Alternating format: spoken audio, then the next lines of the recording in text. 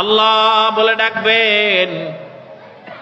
এই পৃথিবীতে আমরা যারা আছি কেউ কারো মনের খবর জানি না। জানেননি আপনি ভাই? আমরা কেউ কারো মনের খবর জানি?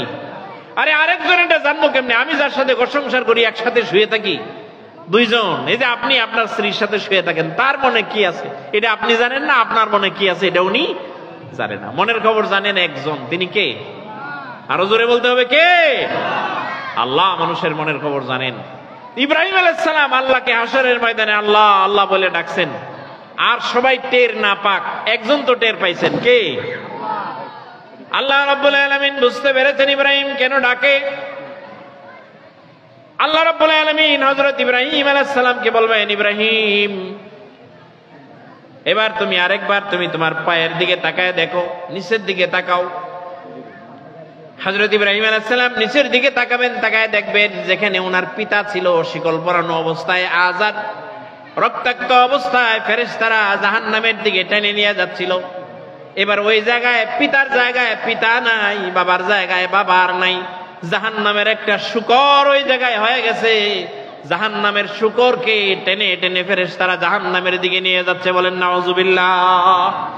হযরত ইব্রাহিম আলাইহিস সালাম এত বড় জলিলুল কদর নবী, কিয়ামতের দিন নিজের পিতা, নিজের আপন বাবা ইব্রাহিম আলাইহিস সালামের আদর্শ গ্রহণ না করার কারণে, ইব্রাহিম আলাইহিস সালামের আদর্শ অনুযায়ী জীবন গঠন না করার কারণে হযরত ইব্রাহিম আলাইহিস সালাম তিনি তার পিতাকে সুপারিশ করার কোনো সুযোগই পাবেন না। ও ভাই আমার, আমাদের নবী বিশ্বনবী মুহাম্মদুর রাসূলুল্লাহ সাল্লাল্লাহু আলাইহি সাল্লাম জন্মের আগেই পিতা ইন্তেকাল করেছেন। জন্মের কিছুদিন পরে মা মারা গেলেন, দাদা তাকে লালন পালন করছেন, দাদাও মারা গেলেন। এবার রাসূল সাল্লাল্লাহু আলাইহি সাল্লামকে আবু তালিব বাবা এবং মা দুইজনের যত্ন একসাথে দিয়ে তিনি লালন পালন করেছেন। শিয়াবে আবি তালিবের ভিতরে বিশ্বনবী মুহাম্মদ সাল্লাল্লাহু আলাইহি সাল্লাম যখন বন্দী ছিলেন, কুরাইশরা যখন আল্লাহর নবীকে বন্দী করে দেয়, শিয়াবে আবি তালিবের ভিতরে আল্লাহর নবীকে যখন আটকায় রাখে, সেই জায়গায় আবি তালিব ছিলেন। 3 বছর পর্যন্ত আল্লাহর নবী সেখানে আটকা ছিলেন। কোনো খাবার দিত না, খাবার সাপ্লাই দিত না, কেউ যেন খাবার না নিয়ে যাইতে পারে ওরা পাহারা দিত। পানিও যাতে কেউ নিয়ে যাইতে না পারে পাহারা দিত, কোনো পানি নাই। খাবারের অভাবে আল্লাহর নবী এবং রাসূলের বংশের লোকজন শিয়াবে আবি তালিবের ভিতরে গাছের ছাল খেয়েছেন। গাছের ছাল, গাছের পাতা, তাদের সবার পায়খানা হয়ে গেছিল ছাগলের পায়খানার মতো। 3টা বছর আল্লাহর নবী কষ্ট করেছেন।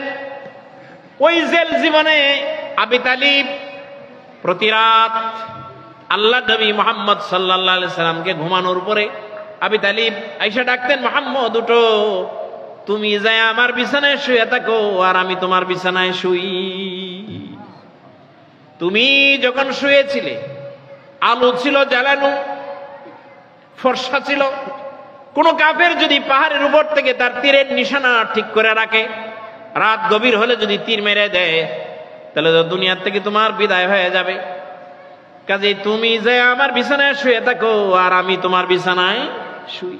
নিজের জীবন বাজি রেখে শিয়াবে আবি তালিবের ভিতরে আবি তালিব 3টা বছর পর্যন্ত আল্লাহর নবী মুহাম্মদ সাল্লাল্লাহু আলাইহি সাল্লামকে নিজের বিছানায় রেখেছেন। কতটা ভালোবাসতেন। 3 বছর জেল কাটার জীবনে আবি তালিব একদিনও আল্লাহর নবীকে বলেন নাই, ভাতিজা কি এক আদর্শ নিয়ে আসলা, কি এক কথা বললা, কি এক কোরআনের দাওয়াত দিলা, কালিমার দাওয়াত দিলা, আমরাও বিপদে বললাম, তোমার সাথে সাথে আমরাও জেলে আসলাম, আবদ্ধ থাকলাম, খাবার নাই, পানিও নাই। একদিনও আবি তালিব বলেন নাই, ভ্রু কুঞ্চিত করেন নাই। মুহাম্মদ সাল্লাল্লাহু আলাইহি সাল্লামের সামনে আবি তালিব একদিনও যায় তার চেহারাটাকে মলিন করেন নাই। মৃত্যুর সময় আবি তালিবের ইন্তেকালের সময় আল্লাহর নবী মাথার পাশে বসা, আবু জেহেল পায়ের পাশে বসা। আল্লাহর নবী বলছেন, ও আমার চাচা, সবটাই তো করলেন, অনেক সহযোগিতা ইসলামের জন্য আপনি করেছেন, শেষে শুধু কালিমাটা একবার পড়ে যান, আশহাদু লাকা বিহা ইনদাল্লাহ, আপনার যে ঈমান ছিল কিয়ামতের দিন আমি নবী মুহাম্মাদুর রাসূলুল্লাহ আল্লাহর কাছে আপনার ঈমানের ব্যাপারে সাক্ষী হয়ে যাব। আবু জেহেল বলছে, আবি তালিব, মৃত্যুর সময়ে, জীবনের শেষ সময়ে যদি তুমি ঈমান আনো, গোটা আরবের মানুষেরা বুঝবে তুমি জাহান্নামের ভয়েতে, তোমার ভাতিজার কথায় তুমি ঈমান আনছো, জাহান্নামের তুমি ভয় পাইছো। আবি তালিব মৃত্যুর সময় বলছে, লাউলা আন তুআইরুনি কুরাইশুন লা কারারতু বিহা আইনাক। ও আমার ভাতিজা, আমার মৃত্যুর পরে মানুষেরা আমাকে তিরস্কার করবে, বৎসনা দিবে, এটা যদি মনে না করতাম তোমার চোখের সামনে কালিমাটা পড়ে নিতাম। আলা মিল্লাতি আব্দুল মুত্তালিব। ভাতিজা, আমি তোমার দিন নেই না, আমি তোমার আদর্শ নেই না, আমি আমার দাদার আদর্শের উপরে মারা গেলাম। এই কথা বলে তিনি ইন্তেকাল করেছেন। নাউযুবিল্লাহি মিন যালিক।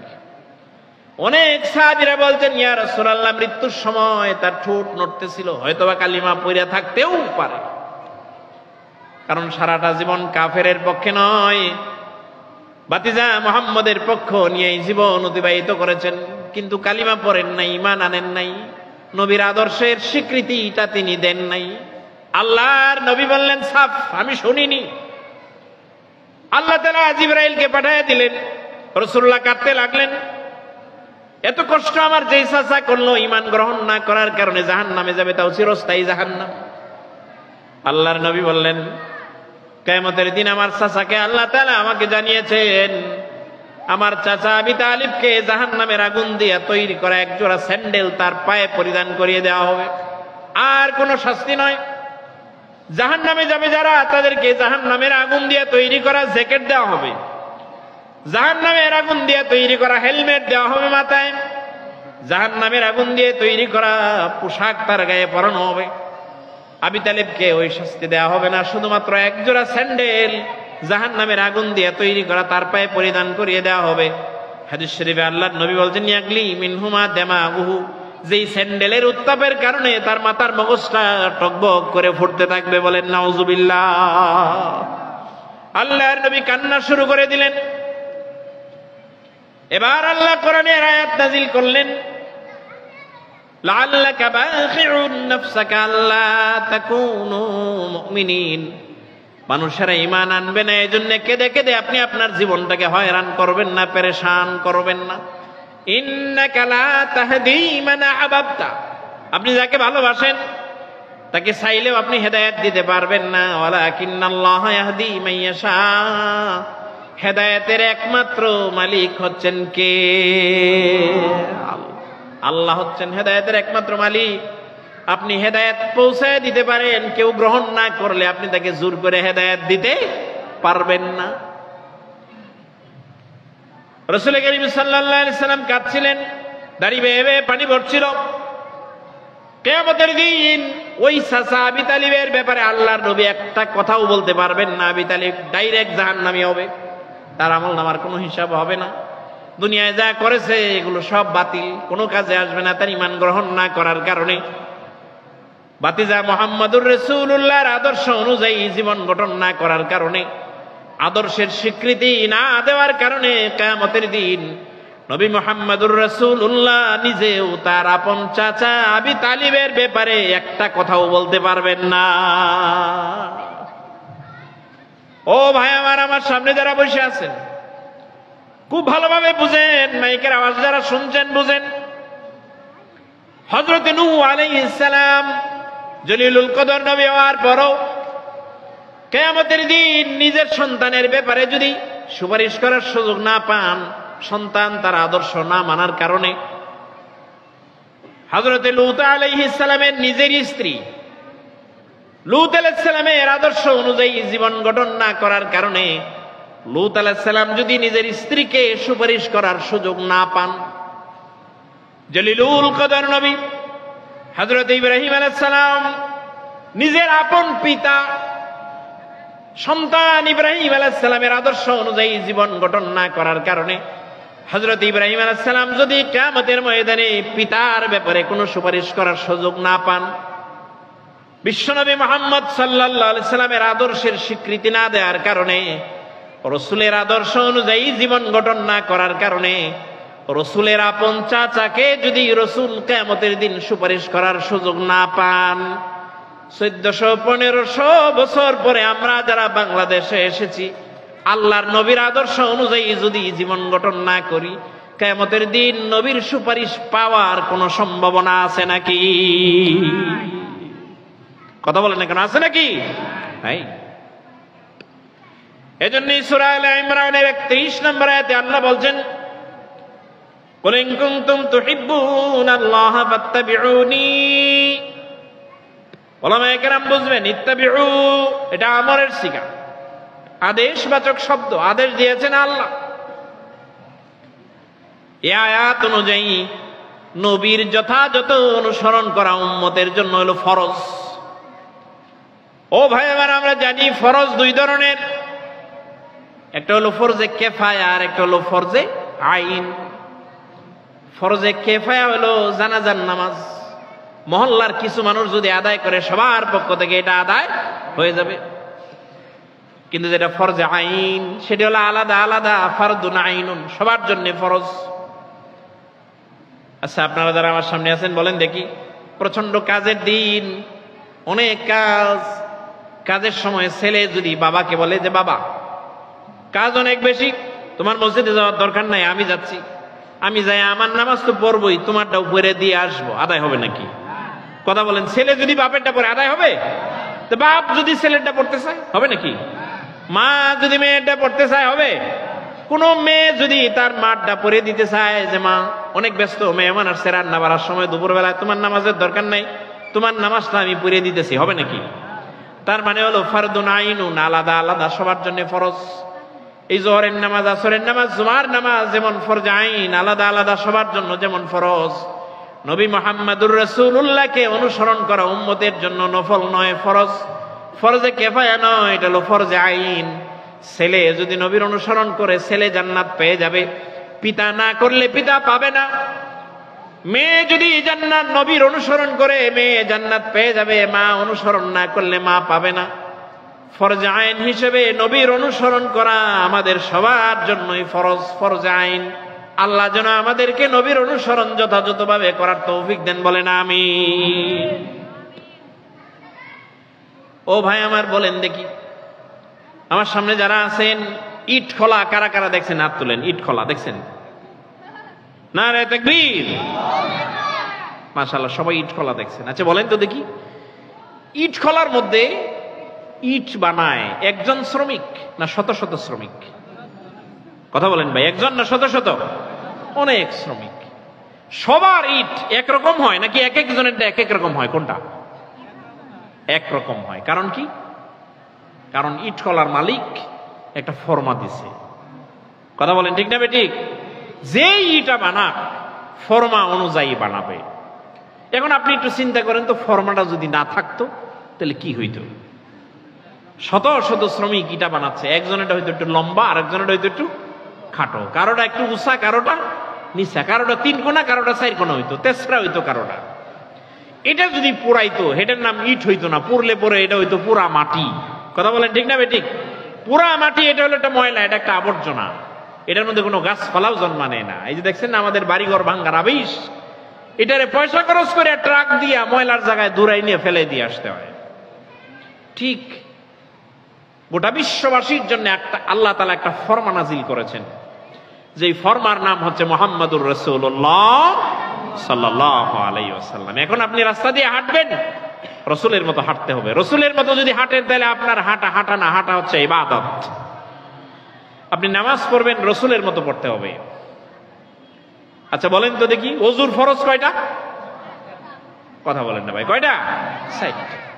তো ওযুর ফরজ 60টার মধ্যে দুই হাত কোনই পর্যন্ত ধোয়া, এটা এক্সট্রা আছে না নাই? এখন কেউ যদি এক হাত ধোয় আরেক হাত যদি না ধোয়, তাহলে তার ওযু 95% হয়েছে নাকি? হয় নাই।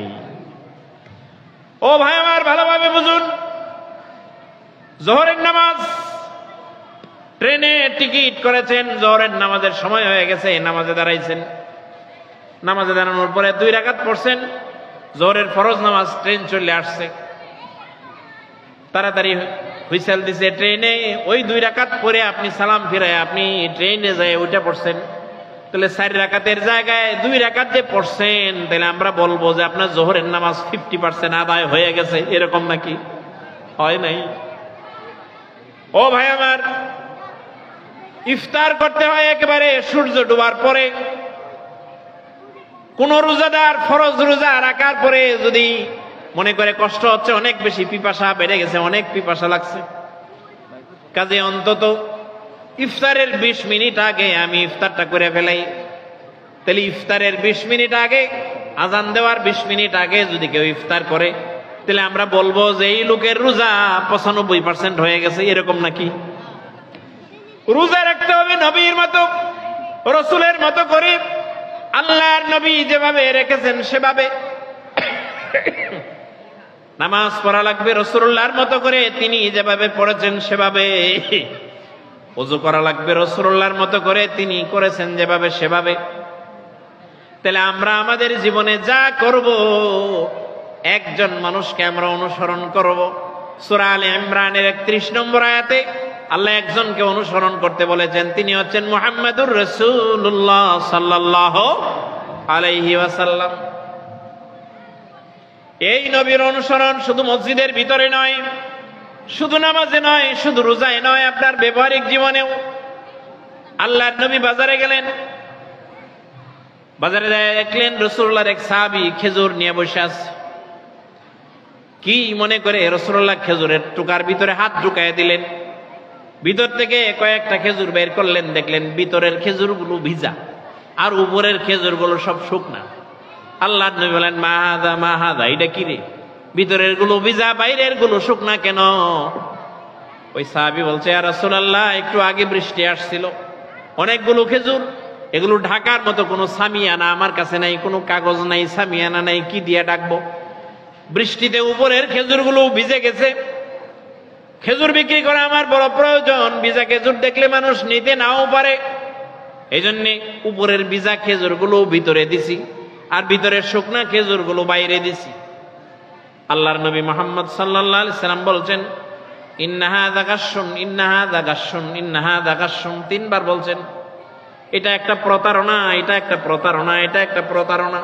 ওমান গাসসা ফালাইসা মিন্না, আর যে ব্যক্তি প্রতারণা করে সে সাহাবী হওয়া তো দূরের কথায় আমার উম্মতের ভিতরেই নাই।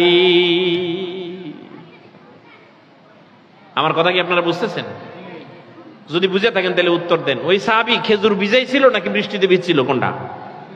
বৃষ্টিতে ভিজছে, উনি ইচ্ছে করে ভিজায় নাই। রাসূল সাল্লাল্লাহু আলাইহি সাল্লাম তাকে বলছেন যে ইন্নাহা যাকাসুন, এটা একটা প্রতারণা। এবার আপনারা আমাকে উত্তর দেন।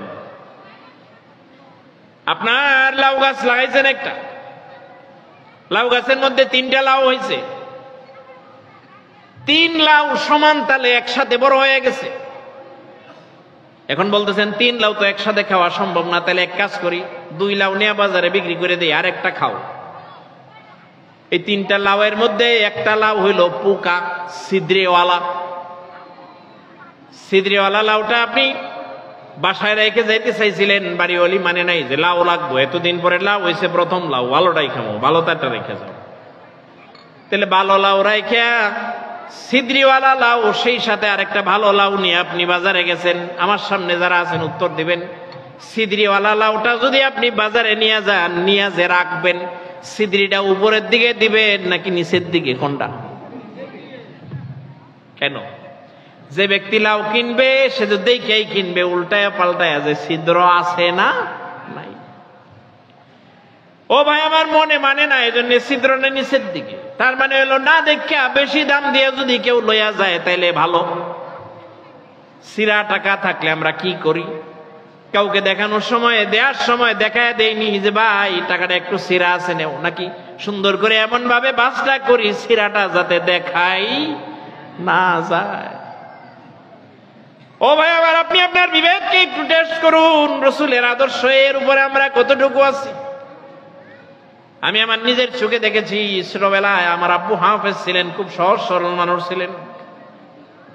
আমাদের দুধের গরু বিক্রি করতে নিয়ে গেছে, বাজারে যায় দেখি আমাদের যে গাভী, 1 কেজির উপরে দুধ দেয়, এটার উলান সবচেয়ে ছোট। আর বাজারে যত গাভী আছে সব গরুর উলান এই বড় বড়, বাটাকে একটা তেসরা হয়ে রয়েছে।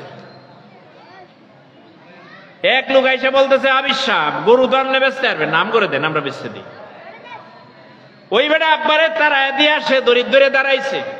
আর এক লোক কিনতে আসছে, আসার পরে বলতেছে, ভাই জানেন না এটা কত ভালো গাভী, এটার মাটা, এটার যেটা মা ছিল সেটা শুধুমাত্র শুকনা খের খাইয়া 3 কেজি দুধ দিত। তা আমি আব্বারে কইলাম যে আব্বা এটার মা কোনটা ছিল, এটা আমরাও জানি না, হে জানছে করতে। গরুর বাজারে যায় এই ধরনের কাজ করে, এরকম কিছু মানুষ আল্লাহর দুনিয়ায় আছে না নাই? কুরবানির সময় বিক্রি করার আগে এটারে কি জানি কি ট্যাবলেট খাওয়ায়, মোটা তাজাকরণ ট্যাবলেট, যারা স্বাস্থ্যের জন্য ক্ষতিকর। ওইটা কোনো গরুতে খাইলে পরে ওই গরুর গোস্ত যদি মানুষ খায় তাহলে হাড্ডি দুর্বল হয়ে যায়। এই জন্য দেখছেন না হাড় ক্ষয় রোগ আগের চাইতে এখন বাড়ছে না কমছে? ও ভাই আমার, শুধু তাই নয়, বাজারে যায় দেখি এত বড় বড় উলান। একজনের জিজ্ঞেস করলাম যে ভাই এত বড় উলান? কয় হুজুর আপনি বুঝবেন না, এটারে 3 দিন আগের থাকতে দুধ খাওয়াইয়া খাওয়াইয়া এরপরে উলান বড় করে আনছি। দেখতেই বোঝা যায় যে 10 কেজি দুধ দিব, কিন্তু আসলে 1 কেজিও। ও ভাই আমার, ইন্নাহা জাকাশন, ইন্নাহা জাকাশন, এটা একটা প্রতারণা, এটা একটা প্রতারণা। আল্লাহর নবী তার সাহাবীকে বলছেন, ওমান গাশা ফালাইসা মিন্না, যে প্রতারণা করে ওই লোক আমার সাহাবী হওয়া তো দূরের কথা, সে আমার উম্মতের ভিতরেই নাই। শুধু এই না, সন্তানের সাথে মিথ্যা কথা বলা, অহরহ মিথ্যার সাথে আমরা মিশে যাচ্ছি। অথচ আপনি আমার নবী জীবনে একটা মিথ্যা কথাও বলেন নাই। পৃথিবীতে আপনি 1% মানুষ, একজন মানুষ, সিঙ্গেল মানুষ আপনি বের করে দেখাইতে পারেন না যে একটা মিথ্যা কথা বলে নাই। শুধু তাই নয়, আমরা দেখেছি ইতিপূর্বে নেতা যত বড় মিথ্যা তত বেশি। কথা বলেন ঠিক না বেঠিক? ও ভাই আমার, মিথ্যা থেকে দূরে থাকতে হবে। আছেন আপনি জিরাপুর বাজারে রওনা দিয়েছেন, আপনি ঢাকার দিকে যাচ্ছেন, ফোন দিছে কই, বলতেছে হ্যাঁ আশুলিয়ার কাছাকাছি আইসে পড়ছি। কই জিরাবু, কই আশুলিয়া? একবারে মিথ্যা কথা আমরা অনেক সময় বলে ফেলি। রাসূল করিম সাল্লাল্লাহু আলাইহি সাল্লাম এমন মানুষ যিনি জীবনে একটি মিথ্যা কথাও বলেন না, একটিও না। আমরা আমাদের জীবনের সকল ক্ষেত্রে আল্লাহর নবীর এই আদর্শগুলো মেনে চলার জন্য চেষ্টা করবো। রাজি আছেন তো ইনশাআল্লাহ? ও ভাই আমার, বলছি কান খুলে শুনুন। পুরুষ মানুষের জন্য নাভির থেকে ধরে হাঁটু পর্যন্ত ডাইকা রাখা কি সুন্নত না ফরজ? কোনটা ফরজ? এটাকে দাইমি ফরজ বলা হয়। সব সময় নাভি থেকে হাঁটু ঢাকা থাকবে, আরেকজন যাতে আপনার সতর দেখতে না পারে। রাসূল করিম সাল্লাল্লাহু আলাইহি সাল্লাম বেহায়াপনাকে অপছন্দ করতেন। ছোটবেলায় আল্লাহর নবী কাবা নির্মাণে তিনি যোগ দিয়েছেন। কুরাইশদের সব যুবকেরা যোগ দিয়েছে, সবাই পাথর আনতেছে। রাসূল সাল্লাল্লাহু আলাইহি সাল্লাম কাবা নির্মাণের জন্য জাবালে কাবা থেকে পাথর নিয়ে আসতেছেন। রাসূল করিম সাল্লাল্লাহু আলাইহি সাল্লামের চাচা হযরতে আব্বাস রাদিয়াল্লাহু আনহু, উনি বললেন, মুহাম্মদ, যারা জাবালে কাবা থেকে পাথর আনতেছে সবার গায়ে অতিরিক্ত একটা কাপড় আছে, যাতে পাথরের দাগটা গায়ের মধ্যে না লাগে। ওই যে কাজের লোক দেখবেন যারা মাথায় নেই, এর মাঝখানে একটা কিছু দিয়ে নেই, বিরা বলে, বিরা। আপনাদের যে কি বলি এটাকে? বিরা। রাসূলকে বললেন, মুহাম্মদ, একটা কিছু দিয়ে নাও, নাহলে পাথরের আঘাতে চামড়াটা ফেটে যাবে।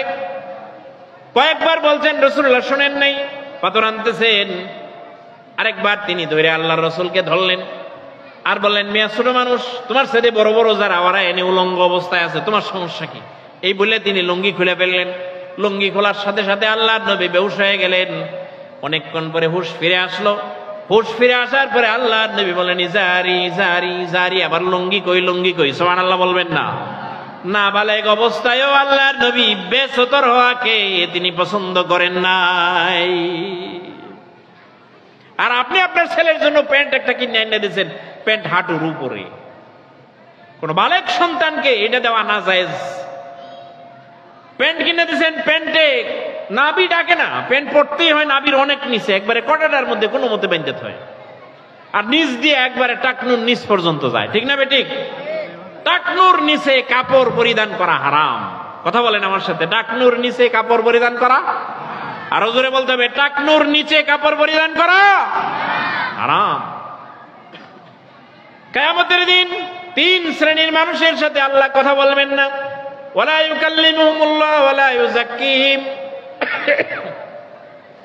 ওয়ালা ইয়ানজুরু ইলাইহিম, আল্লাহ এদের দিকে ফিরেও তাকাবেন না, কথাও বলবেন না, পবিত্রও করবেন না, ক্ষমাও করবেন না। এই তিন শ্রেণীর এক শ্রেণী হলো ট্র্যাডিশন বশত যারা টাকনুর নিচে কাপড় পরিধান করে। যে নবী বেসতর হন নাই নাবালেগ অবস্থায়, যে নবী নাবালেগ অবস্থায় তিনি কাপড় খুলে ফেলাও পছন্দ করতেন। আমাদের অনেক, এটা হারাম, হারাম মনে রাখবেন, এটা হারাম। ও ভাই, এটা রাসূলের সুন্নাহর খেলাফ, রাসূলের আদর্শের খেলাফ। আমরা শুধু নামাজে আল্লাহর নবীকে মানবো তা নয়, জীবনের সব ক্ষেত্রে সকল জায়গায় মানতে হবে। ওই যে বলছিলাম ওযুর ফরজ, ওযুর ফরজ হলো 4টা। এখন যিনি 3টা করছেন তার 75% ওযু হয়েছে, এরকম না, পুরাটাই বাতিল। এজন্য আমাদের সবাইকে জীবনের সকল ক্ষেত্রে রাসূলের আদর্শ মানার জন্য আগে রেডি থাকা লাগবে, মানসিকভাবে আগে স্বীকৃতি দেয়া লাগবে যে আমি আমার জীবনের সকল ক্ষেত্রে রাসূলুল্লাহর আদর্শ মানতে চাই, আমি মানব। এটা রাজি থাকলে পরে মুমিন, রাজি না হইলে পরে তার ঈমানই নাই। আল্লাহ যেন আমাদের সবাইকে রাসূলের আদর্শ জীবনের সকল ক্ষেত্রে মানার তৌফিক দান করেন, বলেন আমিন। প্রিয় ভাইরা আমার, সাহাবায়ে কেরাম রাসূলুল্লাহর আদর্শ জীবনের সকল ক্ষেত্রে মেনেছেন, কোন একটা অংশ বাদ দেন নাই। জীবনের সকল ক্ষেত্রে রাসূলুল্লাহর আদর্শকে হুবহু একেবারে অনুসরণ করেছেন। আমরা আল্লাহর রাসূল সাল্লাল্লাহু আলাইহি সাল্লামকে নামাজ, রোজা, হজ, যাকাত সহ জীবনের সকল ক্ষেত্রে অনুসরণ করব। অর্থনৈতিক জীবনে রাসূল আমার আদর্শ, ব্যক্তি জীবনে রাসূল আমার আদর্শ, পারিবারিক জীবনে রাসূল আমার আদর্শ, রাজনৈতিক জীবনে রাসূল আমার আদর্শ। অর্থাৎ আমি যেই জায়গায় যাব আল্লাহর নবীকে আমি আমার সাথে করে সেই জায়গায় নিয়ে যাব। আল্লাহর নবীর আদর্শের বাইরে যিনি একটা কদমও দিবেন না, কিয়ামতের দিন রাসূলুল্লাহ ওই ব্যক্তিকে শুধু চিনবেন না, ওই ব্যক্তিকে তার নাম সহ, তার পিতার নাম সহ, তার দাদার নাম সহ রাসূলুল্লাহ তাকে ডাকবেন।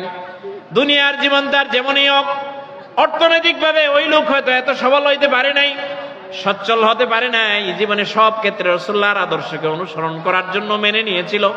কিয়ামতের দিন আল্লাহর নবী তাকে সাথে নিয়ে আল্লাহর জান্নাতে প্রবেশ করবেন, বলেন সুবহানাল্লাহ। তাহলে আমরা একটা সিদ্ধান্ত অন্তত নিব আজকে ইনশাআল্লাহ, যে আমরা আমাদের জীবনে একজন ব্যক্তির অনুসরণ করব, কোরআন অনুযায়ী, হাদিস অনুযায়ী। আমাদেরকে যা বলা হয়েছে, একজন ব্যক্তিকে আমরা আমাদের জীবনের আদর্শ হিসেবে গ্রহণ করব, তিনি হচ্ছেন মুহাম্মদুর রাসূলুল্লাহ সাল্লাল্লাহু আলাইহি ওয়াসাল্লাম।